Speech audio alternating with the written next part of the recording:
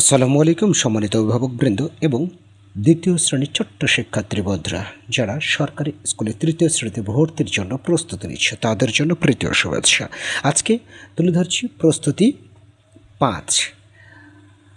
আচ্ছা, 5 নং প্রস্তুতিতে প্রথমেই থাকছে তোমাদের জন্য কথায় লেখো। এই কথায় লেখোটা খুবই সহজ এবং যারা একেবারেই পারো না আজকে তারাও পারবে। সহজ নিয়মটা একটু 2 মিনিট আলোচনা শুনলে বুঝে যাবে। সেটা হচ্ছে কি, অ্যাট ফার্স্ট প্রথমে 3 ঘর পর কমা দিবে, তারপর 2 ঘর পর পর কমা দিবে। শুধু কমা দিলেই যে হয়ে যায় তাও না, এবারও ম্যাজিক আছে। তাহলে আমি কি করলাম, 3 ঘর পর কমা দিলাম, 1 2 3, তারপর 2 ঘর পর কমা দিলাম, 1 2, 2 ঘর পরে কমা দিলাম। এবারে কি করবে, এই যে কমার ভিতরের এই প্রথমে মানে প্রথম কমার পরে যতটুকু অংশ থাকে এই যে 0 7, সেটা কিসের ঘর? হাজারের ঘর। এটা মনে রাখবে, প্রয়োজনে এখানে লিখে রাখবে হাজারের ঘর। আর এটা কিসের ঘর? এটা হচ্ছে লক্ষ। এটা কিসের ঘর? এটা হচ্ছে লক্ষের ঘর। অর্থাৎ প্রথম কমার পরে যেটা ব্যবহার হয় সেটা হচ্ছে হাজারের ঘর, তারপরে লক্ষের ঘর। তাহলে লক্ষের ঘরে কত আছে? লক্ষের ঘরে আছে তোমার 5। লক্ষের ঘরে 5 আছে, তার মানে 5 লক্ষ, ঠিক না? 5 লক্ষ। আর হাজারের ঘরে কত আছে দেখো, হাজারের ঘরে আছে 0 7, তার মানে 7,000। 5 লক্ষ 7,000। তারপরে একক দশক শতক, এটা পারা যাবে। একক দশক শতক এককের ঘরে রয়েছে শুধু 3, সুতরাং 5 লক্ষ 7,003। অনুরূপভাবে 1 2 3, 3 ঘর পরে কমা, তারপর 1 2, 2 ঘর পরে কমা। এবার প্রথম কমার পরে যে অংশটুকু থাকে সেটা হচ্ছে হাজারের ঘর, আর এই পরেরটা হচ্ছে লক্ষের ঘর। তাহলে লক্ষের ঘরে কত আছে দেখো, 7 10 9, 79, তার মানে 79 লক্ষ।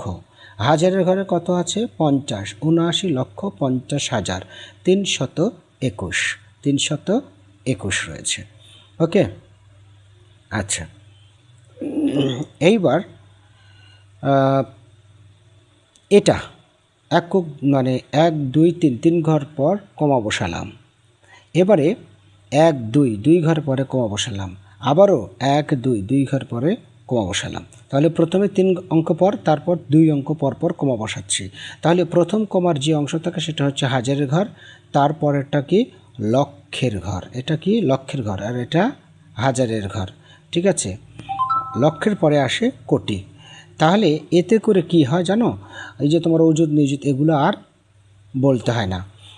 সো প্রথম 3 অঙ্ক পরে যে প্রথম কমা বসবে সেই অংশটা হাজারের, তারপর একটা লক্ষ, তারপর একটা কোটি। তাহলে কোটির ঘরে কত? 8, কোটির ঘরে 8, তার মানে 8 কোটি, 8 কোটি।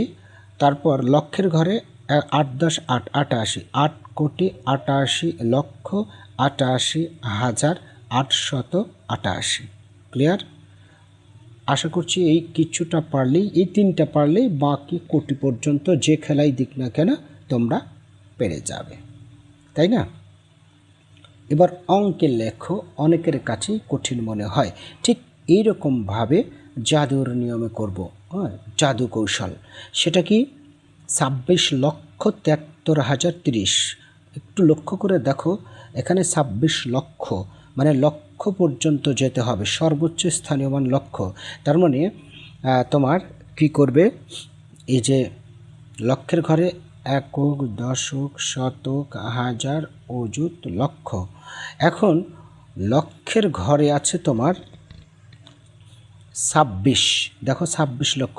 তো অ্যাট ফার্স্ট আমরা ওই যে আন্ডারলাইন করলাম না, এরকম করে যদি আমরা এইরকম করে ঘর দিই, এটা হচ্ছে হাজারের ঘর। ঠিক আছে, তারপরে 2টা বিন্দু নেই, একটা বিন্দু আছে, সমস্যা নেই। আর এটা কিসের ঘর? একক দশক শতকের পর্যন্ত। এটার আন্ডারলাইন করার বা গোল দেওয়ার প্রয়োজন নেই। হাজারের ঘর 2টা হয় না সর্বোচ্চ বাংলাদেশি নিয়মে, এই যে 1 2, হাজারের ঘর হবে সর্বোচ্চ 2টা, তাই 2টা নিয়ে নিলাম হাজারের ঘরে। হ্যাঁ, এখন আমরা 26 লক্ষ, লক্ষের ঘরে আছে একটা বিন্দু, কিন্তু 26 লিখতে গেলে 2টা অঙ্কর প্রয়োজন হয়, তাই 26-এর 6 এটা দিবে আর 2টা দিবে বাইরে। তারপর 73,000, হাজারের ঘরে দেখো দুটো বিন্দু নিয়ে নিচ্ছি, এর মধ্যে 73 দিয়ে দাও। তারপর 30 শেষে আছে 30, সুতরাং শেষের ডিজিটটাই শেষের বিন্দুটাই পূর্ণ হবে। বাকি থাকলে একটা বিন্দু একটা শূন্য দিয়ে পূর্ণ করো। তার মানে এই যে এটাই হচ্ছে উত্তর। এখন এই গোল যে দিয়েছে গোলটা দেওয়া যাবে না, শুধু উত্তরটা 26,73,030, 56,89,000।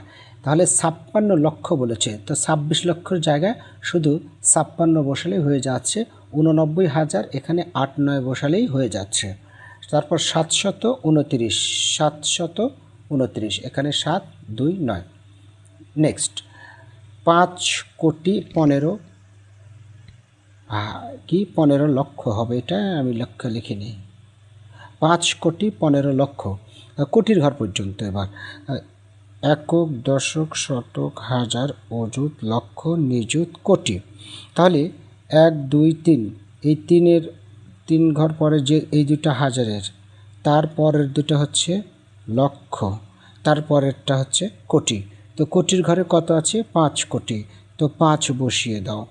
5 কোটি, 15 লক্ষ, লক্ষের ঘরে আছে 15, তাহলে 15তে বসিয়ে দাও 15 লক্ষ। তারপর 5,000, হাজারের ঘরে কত আছে? 5, তাহলে যেহেতু শুধু 5 আছে, 5টা এই বিন্দুতে বসাও, তার মানে 0,5 হয়ে যাচ্ছে। তারপর 2 হচ্ছে শেষে, এইবার বসাও 2 শেষে, আর বাকিটা 0 দিয়ে পূরণ করো। এরপর আছে 10 কোটি 10 লক্ষ 10, আবারও কোটির ঘরে, তাই না? তো কোটির ঘরে এই যে তোমার একক, দশক, শতক, হাজার, অযুত, লক্ষ, নিযুত, কোটি। 1 2 3, 3 ঘর পরের 2 ঘরটা নেব হচ্ছে লক্ষের জন্য, তারপরের 2 ঘরটা নেব, সরি এটা নেব হাজারের জন্য, তারপরটা লক্ষের জন্য, তারপরেরটা এটা হচ্ছে কোটি। তো কোটির ঘরে কত আছে? কোটির ঘরে আছে তোমার 10 কোটি। তো 10 কোটি, 10 লিখতে আমি দেখতে পাচ্ছি কোটির ঘরে একটা বিন্দু আছে, তাহলে 10-এর শূন্যটা এখানে দিয়ে দাও, আর 1 এখানে দাও, তো 10 কোটি। তারপর 10 লক্ষ, লক্ষের ঘরে 10 বসিয়ে দাও, তো লক্ষের ঘরে 10 বসালে হয় এই যে। তারপর 10, শেষে আছে 10, তো শেষের ঘরটা পূরণ করে দাও, আর বাকি যে 3টা শূন্য বিন্দু থাকে সেই 3টা বিন্দু শূন্য দিয়ে পূরণ করে দাও। ওকে। তারপর 3 কোটি 3 লক্ষ 3,303, এটা তো পারবেই। 3 কোটি, কোটির ঘরে 3, লক্ষের ঘরে 3, হাজারের ঘরে 3, 303, এটা অবশ্যই পারবে। সেটা কি করে দেখো, একক, দশক, শতক, হাজার, অযুত, লক্ষ, নিযুত, কোটি। 3 কোটি, তারপর 3 লক্ষ, একক, দশক, শতক, হাজার, অযুত, লক্ষ, 3 লক্ষের ঘরে বসিয়ে দাও। তারপর হচ্ছে 3,000, হাজারের ঘরে 3 বসাও, তারপর 303, বাকিটা শূন্য দিয়ে পূরণ করে দাও। এই হচ্ছে বিষয়। এবারে ইংরেজি ওয়ার্ড মিনিং রয়েছে আবার, এটা হচ্ছে যে ইংরেজিতে ওয়ার্ড মিনিং করতে হবে, যদিও বাংলা লিখতে হবে এটা আবার। এগেন, অভিনয় করা, অ্যাক্ট, ACT, অ্যাক্ট।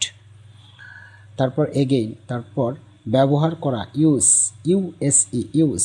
কথোপকথন, ডায়ালগ, অর্থাৎ dialogue, DIA, dialogue, LOGUE, dialogue. প্রকৃত নাম, রিয়াল নেম, শুধু L, REAL, real name, NAME, name. জোড়াবদ্ধ, pairs, PAIRS, pairs, PAIRS, pairs. এবার রিয়ারেন্স, এটা দেখো ALERLY, রিয়ালি, অর্থাৎ REALLY, রিয়ালি। তারপর হচ্ছে SACIC, আচ্ছা এখানে দেখো ক্লাস, CLASS, ক্লাস। তারপর এখানে দেখো UEDGIALO, এটা হচ্ছে তোমার কি হচ্ছে ডায়লগ। দেখো DIA, ডায়লগ, LOGUE, ডায়লগ। তারপর PLCEMOTE,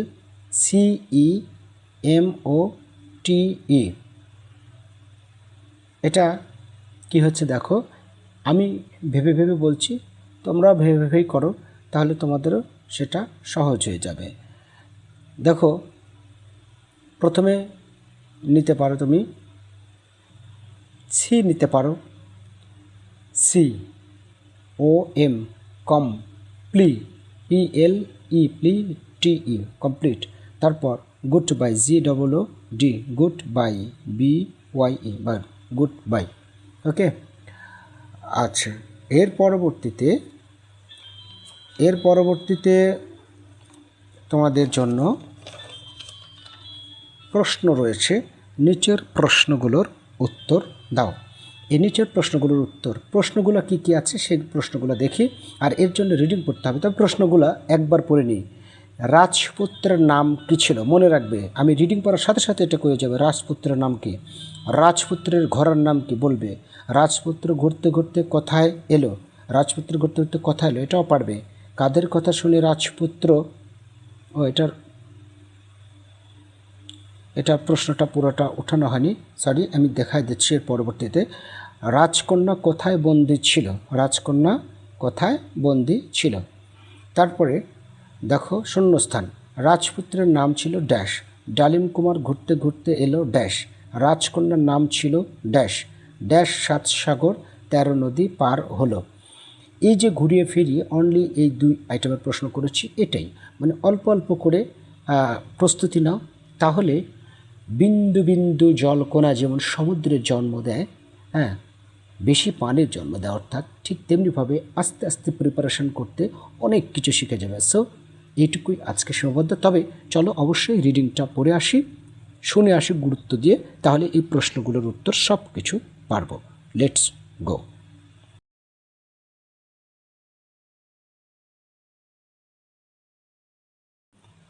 পাঠ 4, ডালিম কুমার ও কঙ্কাবতী। অনেক চমৎকার নাম তোমাদের জন্য। এই যে ডালিম কুমার নাকি, হ্যাঁ, বা ডালিম কুমার ঘোড়া নিয়ে এই যে দেখো ছুটছে একেবারে দুর্গম গতিতে, নাকি দুর্গম পাহাড় এড়িয়ে আকাশ পাতাল ফুঁড়ে দিয়েছে দৌড়। এইবার গল্পটা আমরা সবাই মনোযোগ দিয়ে শুনব। এক ছিল রাজপুত্র। ও, এটা রাজার পুত্র, তার নাম ডালিম কুমার। রাজপুত্র কি জিনিস? রাজার ছেলেকেই রাজপুত্র বলে, আর তার নাম ছিল কি? ডালিম কুমার। তাহলে রাজপুত্রের নাম কি? ডালিম কুমার। তার ছিল এক পঙ্খিরাজ ঘোড়া। এই যে পঙ্খিরাজ ঘোড়া, হ্যাঁ, পঙ্খিরাজ ঘোড়া, ঘোড়ায় চড়ে সে দেশ বিদেশে ঘুরে বেড়াতো। ঘোড়ার নাম কি? পঙ্খিরাজ ঘোড়া। ঠিক আছে, রাজপুত্রের ঘোড়ার নাম ছিল পঙ্খিরাজ ঘোড়া। আচ্ছা, এখানে দেখো কিছু দৃশ্য দেখতে পাচ্ছি, পাখির দুটো দৃশ্য, আর এখানে একটি গুহা, তারপর এখানে মানুষ ঘুম পাড়ছে। হ্যাঁ, তারপর এখানে কি বলছে? একবার ঘুরতে ঘুরতে অচিনপুরে চলে এলো। ঘুরতে ঘুরতে কোথায়? অচিনপুরে, মানে যার চেনা নেই, আগে থেকে চেনা নেই, অচিনপুরে। হ্যাঁ, সে অনেক ক্লান্ত বোধ করলো, তার মানে অনুভব করলো সে টায়ার্ড, ক্লান্ত হয়ে গেছে। সে গাছের ছায়ায় ঘুমিয়ে পড়লো। এই যে রাজার পুত্র এখানে গাছের ছায়ায় ঘুমিয়ে পড়েছে। ওই গাছে থাকতো ব্যঙ্গমা আর ব্যঙ্গমী। কে থাকতো? ব্যঙ্গমা আর ব্যঙ্গমী। এই যে ব্যঙ্গমা আর ব্যঙ্গমীর কথা বলেছে এখানে। হ্যাঁ, তারা কথা বলছিল। কি কথা বলছিল? রাজকন্যা কঙ্কাবতীর কি হয়েছে জানো? কে বলেছে এটা? ব্যঙ্গমা হয়তো বলেছে। কি হয়েছে? তো বলেছে সে এখন রাক্ষসপুরীতে বন্দি। ওয়াও, চমৎকার! রাজকন্যা এখন কোথায় বন্দি আছে? রাক্ষসপুরীতে বন্দি আছে। কি সর্বনাশ! হ্যাঁ, রাক্ষসপুরীতে নিয়ে গেছে। আর এখন সেই কঙ্কাবতীকে, কাকে? কঙ্কাবতীকে, মানে ও রাজকন্যা ছিল, মানে রাজার কন্যা ছিল।